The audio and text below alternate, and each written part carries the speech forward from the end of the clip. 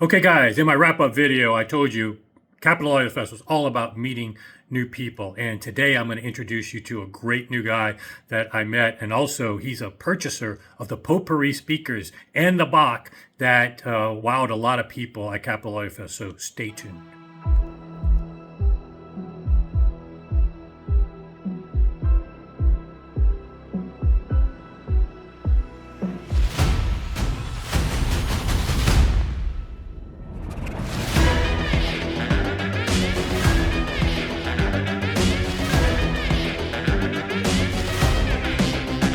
Okay, guys, welcome back to the channel.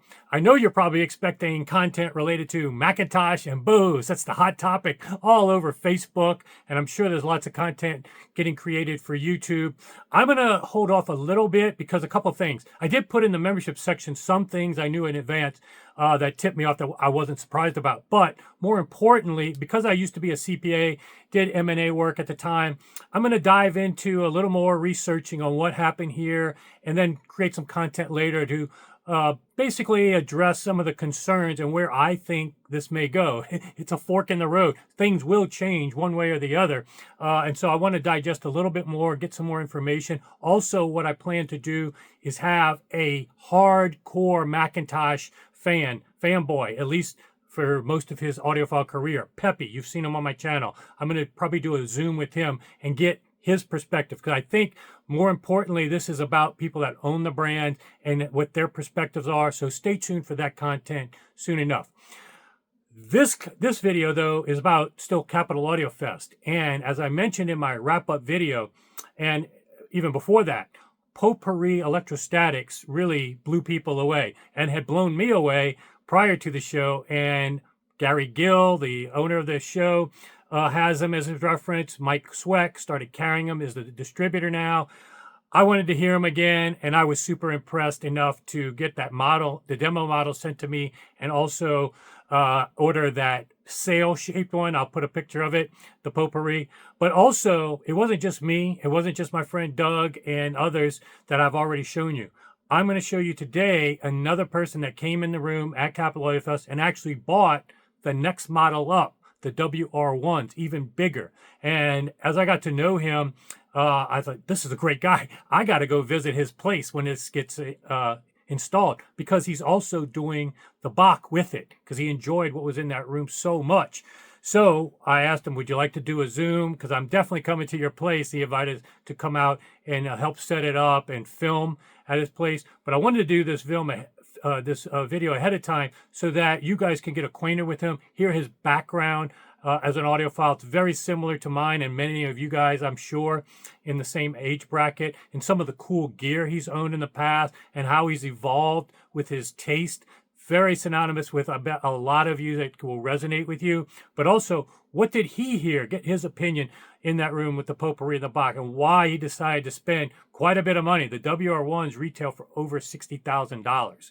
Okay, so we're going to have that, and that's going to be in this video. And then the video went so long to Zoom that I also have a second part I'm going to release where he talks about the Bach side of things. And we're going to talk about how that impressed him for the first time and what he was concerned about and what eventually led him to be convinced of it. And then also, I'm going to just have some outtakes of what we talked about after the official Zoom. I think I disclosed a few things I've never disclosed on this channel before with him on that. I'll go ahead and share that with you in that second video to come. So enjoy meeting Van, and I will be visiting his place soon. I think you're really going to like this guy, a new member of the Audiophile Junkie family you'll be seeing a lot of soon.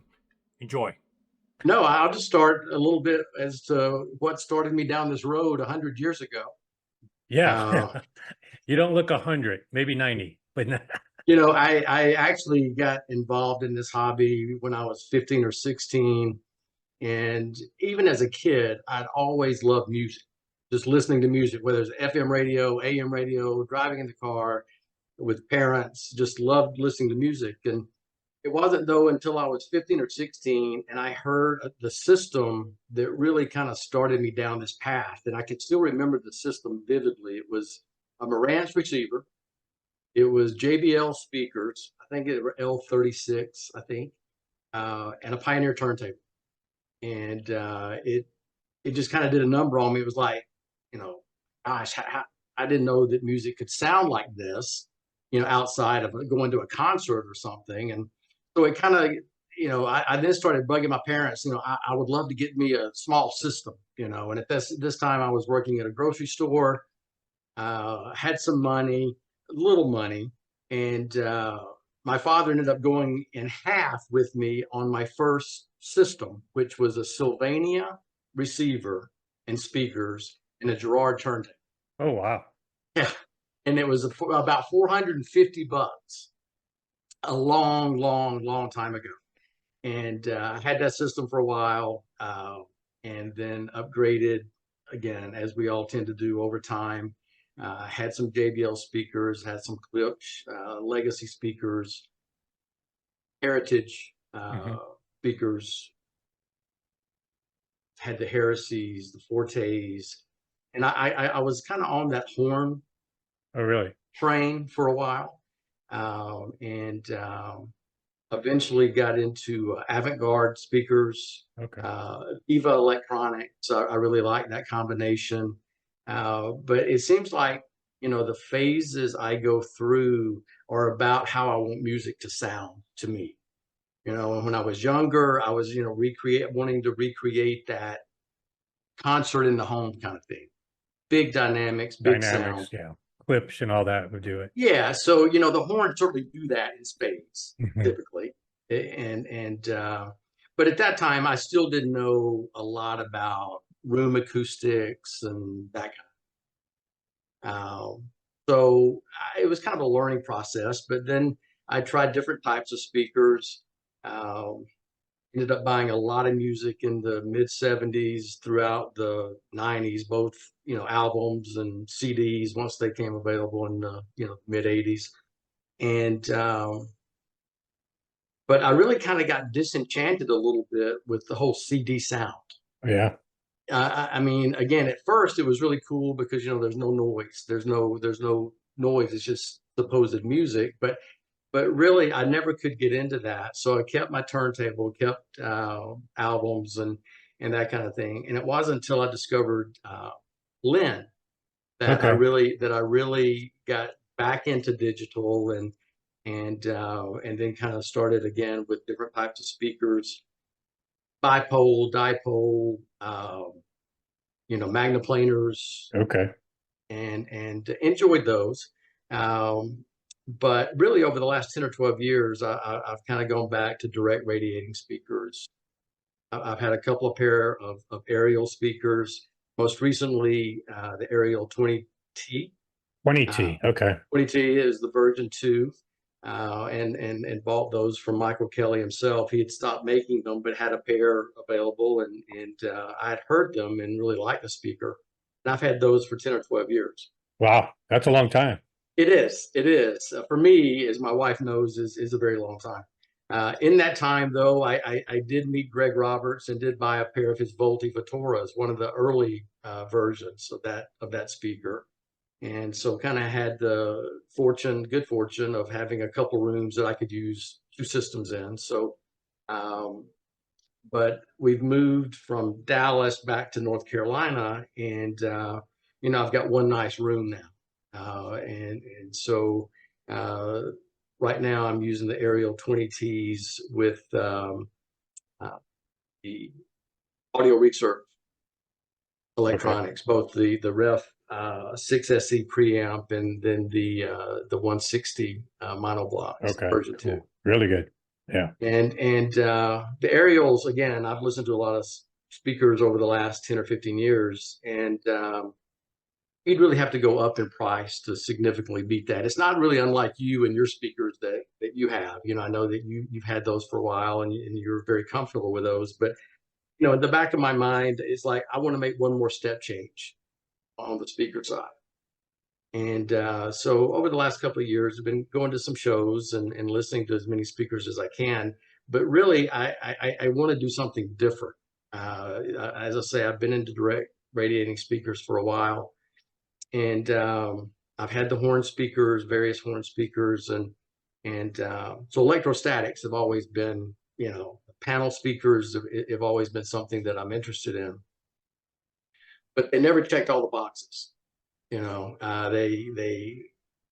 the transparency, you can't really argue with that if they're set up right, using the right electronics. You can't really argue with that. But you know, sometimes the low bass, the lack of dynamics, the lack of power handling, you know, all those type things kind of factored into like, well, it's not ready yet, kind of thing. But you know, a year or two ago, I started hearing about these speakers from Hungary, and I saw that they were going to be at the Capital Audio Fest. And our youngest son actually lives in DC, so we're thinking, okay, let's combine visiting him with going to the show, and went to the show, and with the idea of really emphasizing rooms of speakers and electronics that I would be most interested in, which were again panel speakers for the most part, even though I did visit a lot of rooms and a lot of good sounding. But the and I don't know if you want me to get into any of what I heard at Capitol Audio Well, yeah, I Fest. think that's going to be a lot of value to people because, you know, I can talk about obviously what checked my boxes, similar to Right. you with electrostatics having so many enticing qualities, but the dynamic power handling, the bass getting low enough. I use subs and I'm going to use subs regardless, no matter what speakers I do, because I think it's good to help address room modes. But if you're having to meet the needs of your mains being insufficient, then that cripples your ability to set those crossovers and do what needs to be done for room issues. So I've always been looking for one that at least got low enough under 100 hertz to my satisfaction that could fit.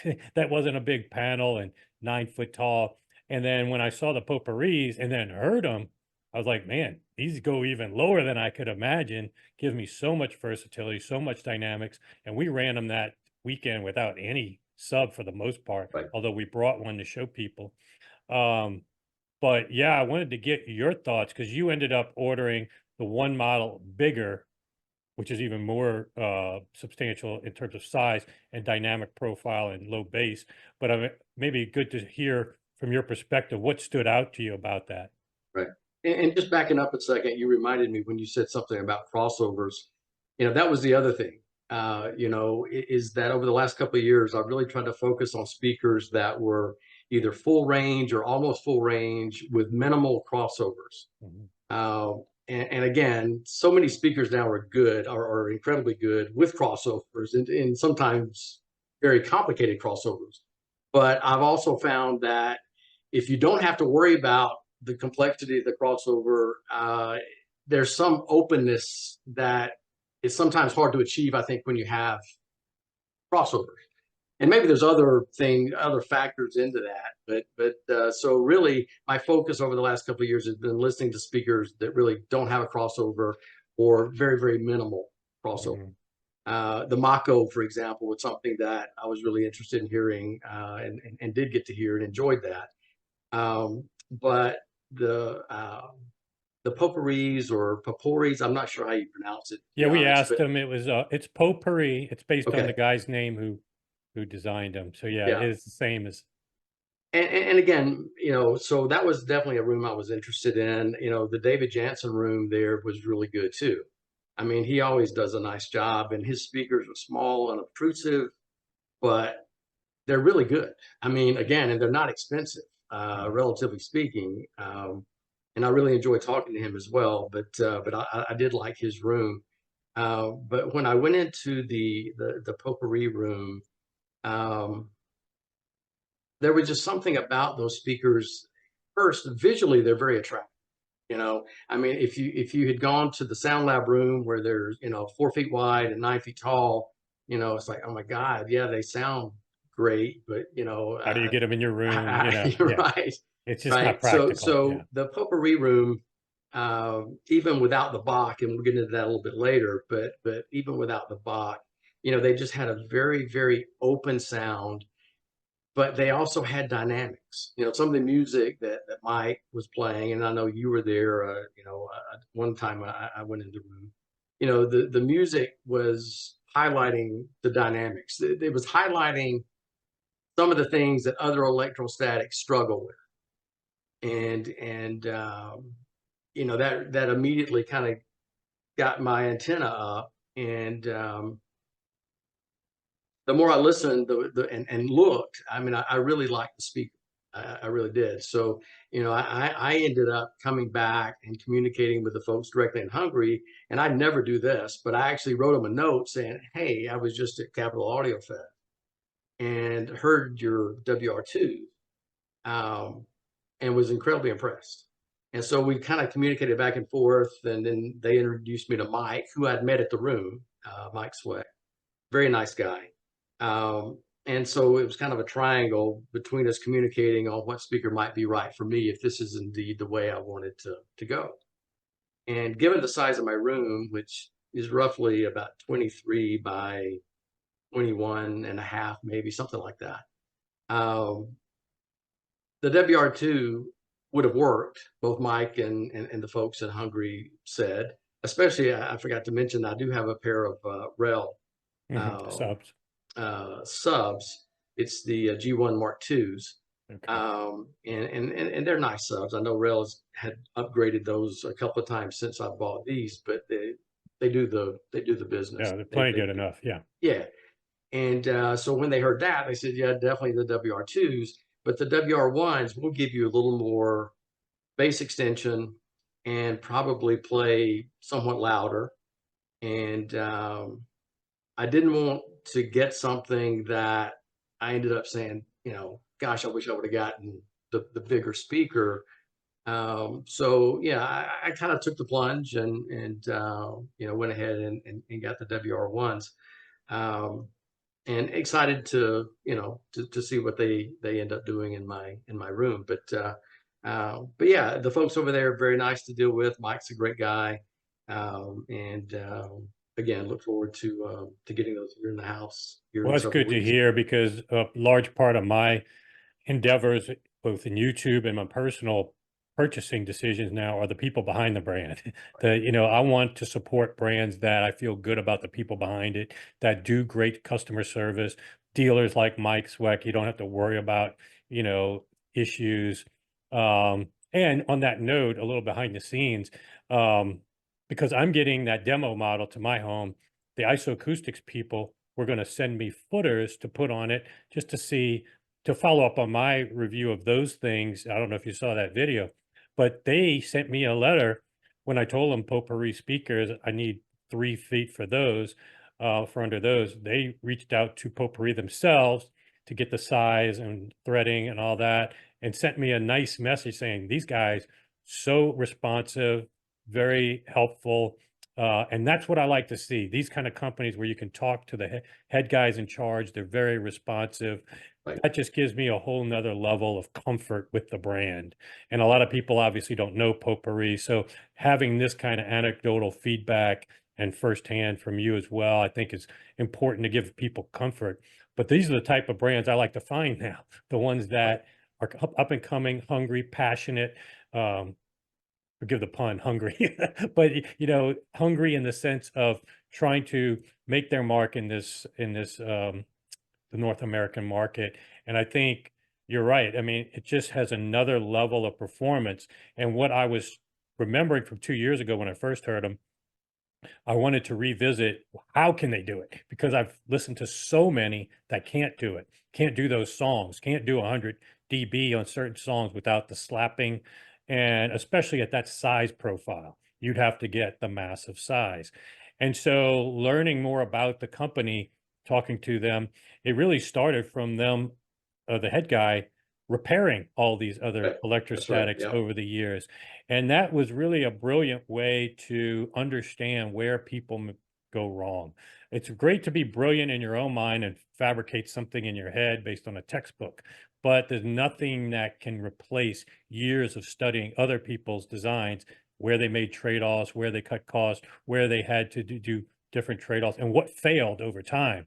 And so that's what gave me a lot of comfort. And what they're doing is quite ingenious in terms of keeping the drivers from producing stuff that they're not comfortable doing, but getting down low enough and at a high enough dB where almost nobody is missing anything.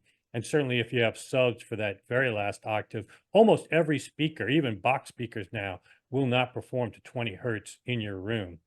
But when you force planars or electrostatics to try, or even if you force pistonic driver speakers, you'll see them move so much. And if you see your driver moving, the common thing is if you can see it moving, it's distorting.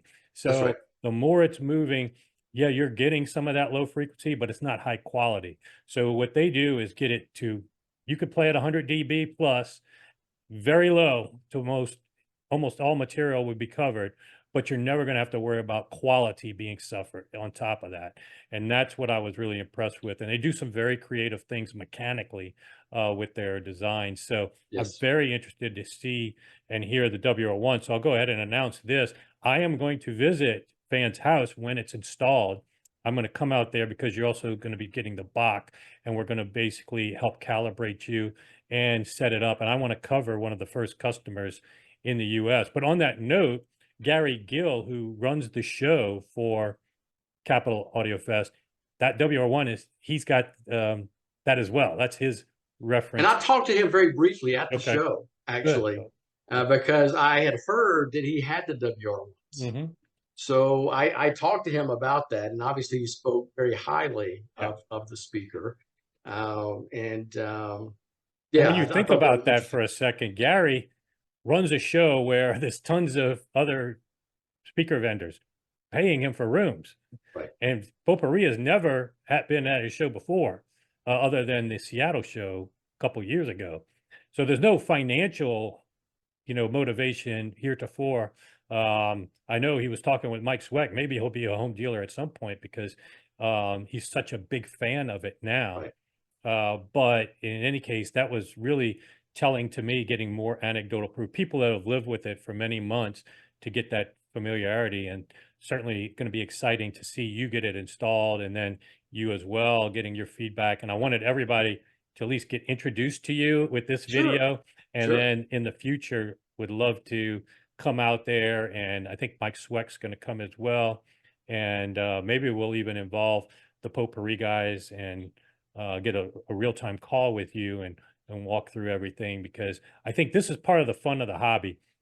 When you can not only just get a box, open it up like a new toy, but also engage with other people, have, us come and help you set it up, enjoy it together, also get you in touch with the dealers. They are with you, I'm there, and then the manufacturer. To me, this is things I've done with other companies, brings a whole lot more enjoyment and rewarding aspect to the hobby.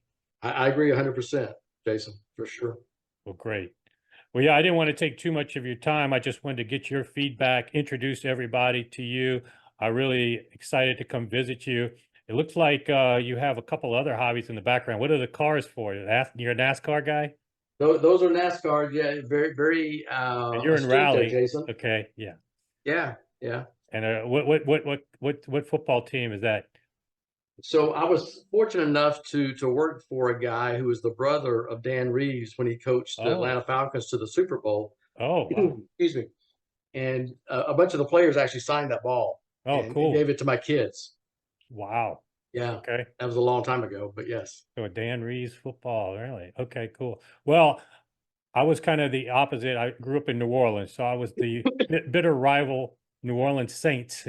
And ironically, one of my friends who worked with me at Arthur Anderson, I was a CPA at the time, and he went on to work for the New Orleans Saints. He is now, I was in his wedding, but he is now the president of the United States, president of the Saints, and also the president of the Pelicans.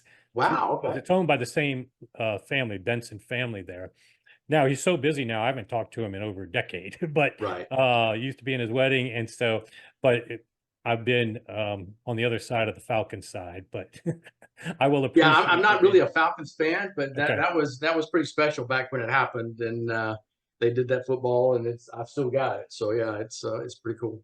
That's cool. Well, looking forward to meeting you firsthand, coming out to Raleigh. I've never been to Raleigh at all that I recall. So excited to see you, and going to coordinate with the Popori guys. I think he estimated within a month or less, yes, they're going to have that out here. So we'll get that coordinated. So everybody watching, this is Van, looking forward to more videos in the future. make any comments you want, because you know, Van can respond to any questions you may have. You want from him what he heard at the show. You got my videos from Capital Audio Fest as well, where I filmed some of those things, including a presentation. So feel free to make any comments, and yeah, we'll see you soon, Van. Take care.